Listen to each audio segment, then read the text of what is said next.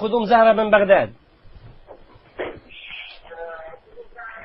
الو، السلام عليكم. وعليكم السلام ورحمة الله وبركاته.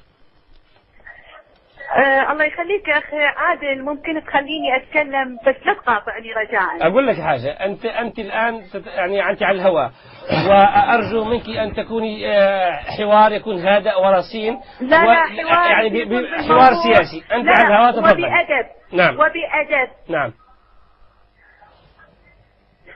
بالنسبة أخي إلى موضوع المدائن، هذا الموضوع موضوع مفتعل، وللمخابرات الإيرانية يد قوية جدا، ولحزب الثورة الإسلامية يد فعالة جدا. دخلوا عائلتين 3 من الحدود الإيرانية وسكنوهم في المدائن، وأني هذا الكلام مسؤولة عنه، وأهلي هناك هم في المدائن وموجودين الآن. وأني شيعية ومن التيار الصدري الشريف المناضل، مو الشيعة الخائنين اللي باعوا بلدهم. أخي احنا الشيعة العرب محاربين من الشيعة الصفويين الإيرانيين، احنا محاربين كما محاربين السنة. واللي اتصل قبل شوية وشتم الأستاذ هذا إيراني تبع يا خويا ايران لعبت بالبلد لعب.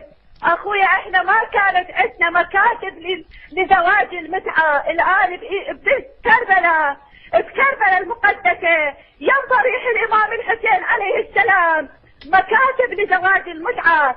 النساء الايرانيات يبيعون الحشيشة بالشوارع. اخي بلاؤنا وشقاؤنا وعذابنا من ايران يا اخي. فرقة الاسلام هي ايران، سبب دمار العراق هي ايران يا اخي. احنا الان الشيعة العرب دنعاني من فيلق بدر، دنعاني من فيلق غدر، دنعاني واكو سيديات اخي موجودة عندنا الان. واذا تحبون ابعث اياها المستقلة. اطلع لك عبد العزيز الحكيم كيف كان يعذب الاسرى العراقيين بالصوت. لا على كل حال اتهامات لا اريد اقول لك حاجه. اخت زهره من بغداد. اخوي انا لا اريد اتهامات يعني وتشوفها والله شاهد عليها.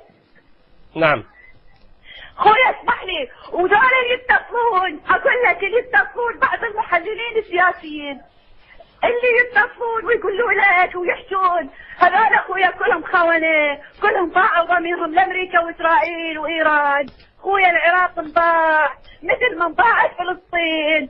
وارجو من العرب والمسلمين والمؤمنين مثل ما ينادون بقضية فلسطين ينادون بقضية العراق. الله اكبر الله اكبر.